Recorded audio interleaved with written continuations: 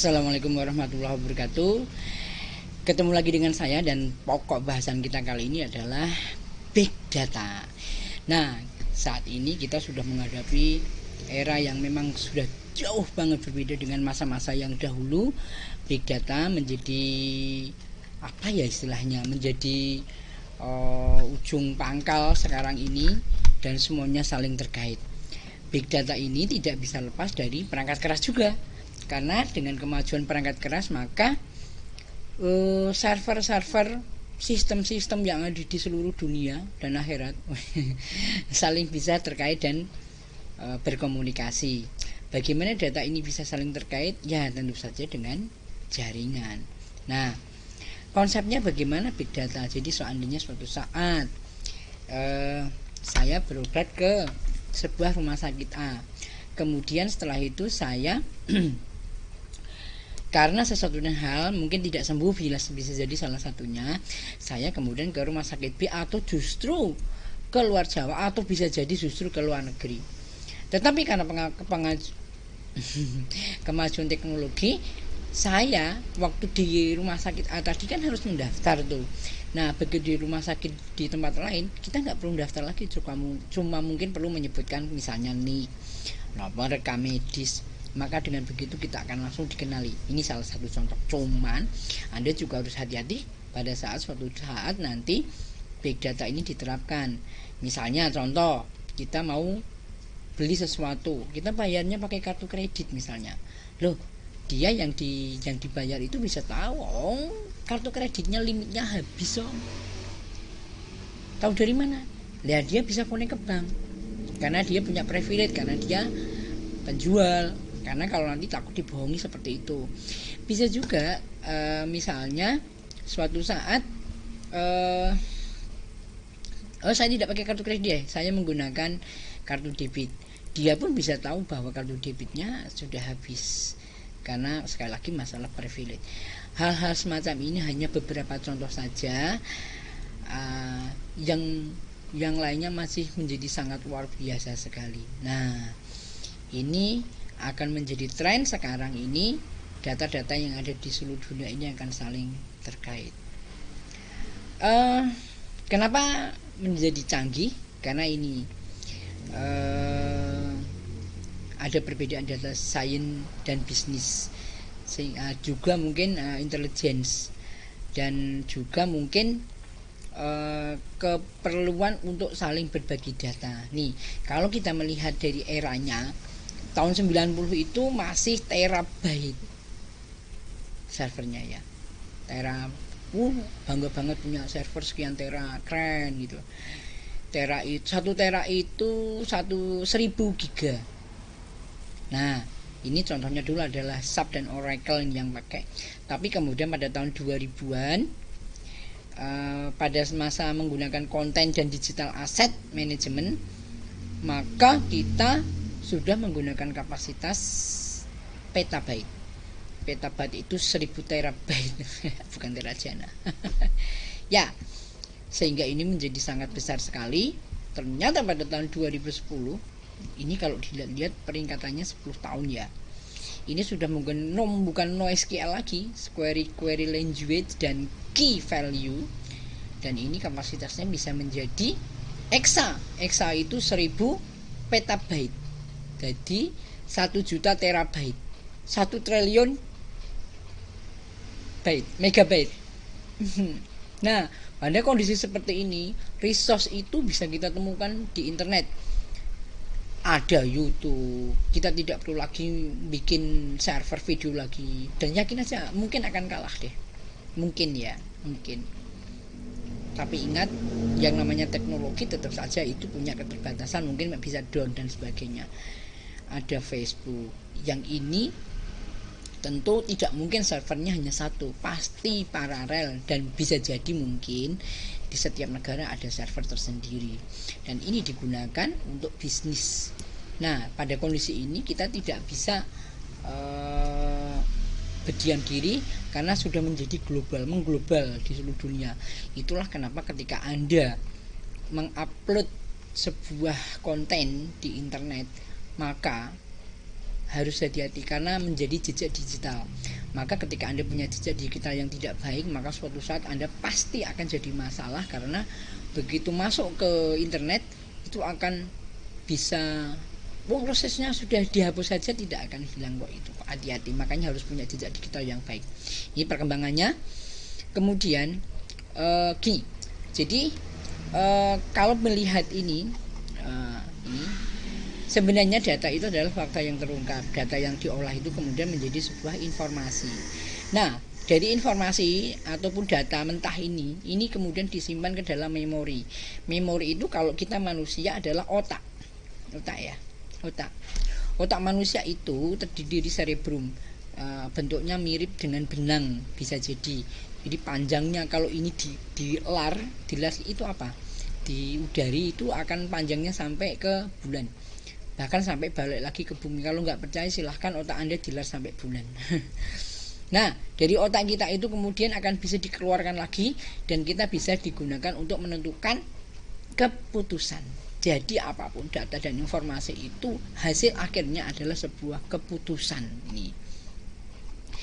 Nah, menurut McKinsey ini tahun 2011, Big Data dapat didefinisikan dengan data yang memiliki skala volume. Jadi punya volume yang tertentu atau tidak tertentu? Tertentu sebenarnya, bisa diukur sebenarnya. Cuman ukurnya yang mungkin kesulitan ya. Distribusi atau velocity. Jadi akan terdistribusi wherever, maybe whenever. Ya, mungkin. Dan mungkin unlimited. Keragaman, variety. Keragaman dimanapun yang sangat besar dan abadi bisa jadi loh ya. Sehingga membutuhkan penggunaan arsitektur teknologi dan metodologi analitik yang inovatif. Kalau kita tidak masuk ke sana, mungkin kita akan ketinggalan ini. Dan wawasan menjadi sangat penting, karena kalau kita, itu tadi yang saya katakan, misalnya ketinggalan, kita akan, istilah Jawanya itu kecondal-condal. Apa bahasa Indonesia nih ya. Dan kemudian ini akan bisa digunakan untuk model bisnis yang baru. Ini intinya akan bisa digunakan. Nah, ini gambarannya. Jadi volume itu adalah kaitannya dengan jumlah data. Ini dan ukurannya mungkin petabyte. Ini pangkat 15 ke zettabyte pangkat 21. Dan ada variety. Jadi data ini punya terstruktur, semi struktur dan mungkin tidak struktur. Nah, kecenderungannya bagaimana? Yuk acak kalau sudah seperti ini. Kemudian kecepatannya. Nah, ini bisa menggunakan streaming sekarang ya. Kalau dengan menggunakan streaming ya kita bisa real time gini. Kemudian ada veracity. Nah, dengan veracity ini data akan lebih bermanfaat. Akurasinya menjadi lebih tinggi ini. Kemudian variability. Ini perubahan data menjadi pemrosesan yang life cycle. Jadi terus memperbaiki terus, dan juga ini value. Jadi kalau kita bisnis sesuatu, yang dijual itu sebenarnya adalah value.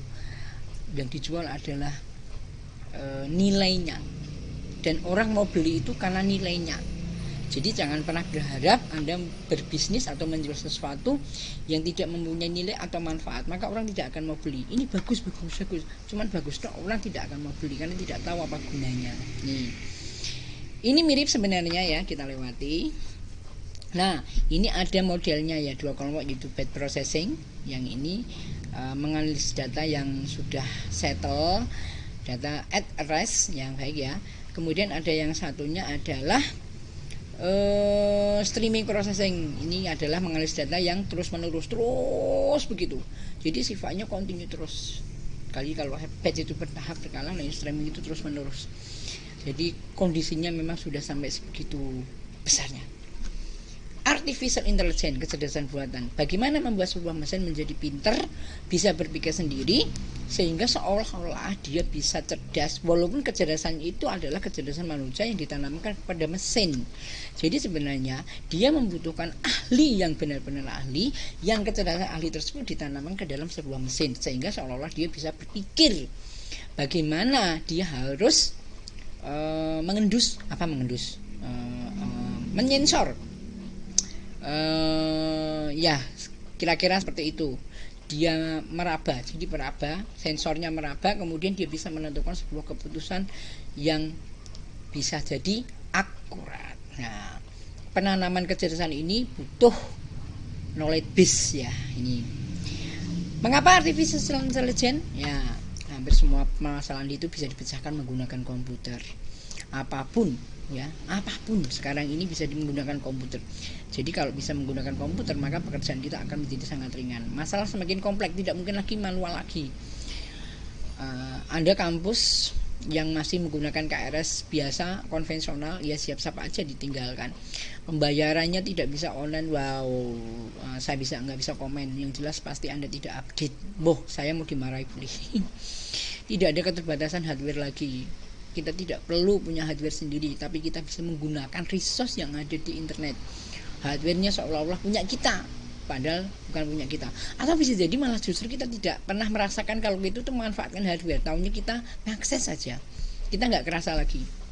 Keinginan manusia, keinginan manusia itu satu keinginan, seribu manusia 1000 keinginan, dan makin banyak keinginan kita makin ruwet.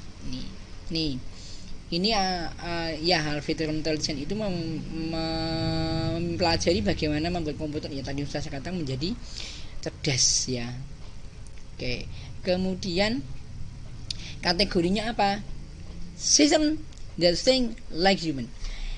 Sebuah sistem bisa berpikir seperti manusia. Contohnya robot, kalau dia panas, dia akan menyemprotkan air misalnya, dan lain sebagainya. Berpikir rasional. Nah, dengan berpikir rasional itu sebuah komputer atau sebuah sistem akan bisa berpikir, kalau misalnya dia digelitiki, dia ketawa, kalau sedih dia cemberut, misalnya seperti itu. Dan act like human, jadi perilakunya seperti manusia, dan act rationally, perilakunya berpikir rasional. Ini AI, ini pendekatan ilmiah, science approach. Jadi ilmiah itu bagaimana? Ilmiah itu terbukti dan teruji, sesuatu yang harus berdasarkan fakta, sehingga kalau misalnya dia melakukan sesuatu maka harus ada buktinya. Pendekatan teknik yang namanya mesin, berarti hubungannya dengan mesin. Memecahkan masalah itu berdasarkan dunia nyata. Kenyataannya bagaimana? Kenapa belajar AI? Ya, ini AI mempresentasikan inti komputer science ya, dan juga mewujudkan ketepatan. Jadi seolah-olah memang akurat sekali. Kemudian AI mempunyai kekuatan yang antar cabang ilmu. Jadi kalau kita belajar artificial intelligence ini, kita bisa hubungkan ke banyak cabang ilmu dan teknik. Cognitive science, kemudian cognitive ini adalah suatu perpaduan ilmu filsafat dan juga linguistik dan juga ilmu psikologi. Merepresentasikan pengetahuan dan manipulasinya. Pengetahuan bisa dipresentasikan dengan sangat mudah. Knowledge, ya dengan AI kita akan bisa mempresentasikan knowledge itu dengan sangat mudah sekali. Kemudian adalah membongkar sebuah krisis besar. Jadi bagaimana bisa menemukan atau menganalisis suatu kasus dengan pemikirannya dia, sehingga menjadi jauh lebih cepat. Ini sejarah AI. Ini kalau dulu ini audio dengan kecerdasan dan permainan catur. Jadi catur ini dulu ya biasa aja, chess player, dan Kasparov kemudian suatu saat bermain dengan catur, menang. Tapi kemudian tahun depannya dia bermain, kemudian dia bisa kalah karena chess player ini dia bisa mempelajari kalau pion maju dimakan. Nah, kemudian dia harus bagaimana? Oh, ternyata ada beteng, ada menteri yang bisa miring atau yang bisa tegak. Nah, dia mempelajari itu sehingga kalau suatu saat dia dimakan atau kemudian dia memakan, maka dia akan bisa berpikir resikonya seperti manusia. Ini Samuel tahun 63 itu menulis sebuah program yang bernama Checker Playing Program. Ini adalah untuk bermain game ya, yang dia bisa memperbaiki game-game sebelumnya. Nah, kemudian yang selanjutnya adalah teorema semuanya. Yang ini sudut pandang AI, sudut pandang kecerdasan dan sudut pandang penelitian. Kalau kecerdasan berarti dia harus bisa berpikir selayaknya manusia. Sedang kecerdasan menurut penelitian, maka dia harus bisa membuktikan dengan permasalahan yang terjadi. Kalau sudut pandang bisnis bagaimana? Yo, dia harus bisa berpikir dengan sesuatu yang sederhana, dia bisa menghasilkan banyak keuntungan. Kalau sudut pandang pemrogram bagaimana?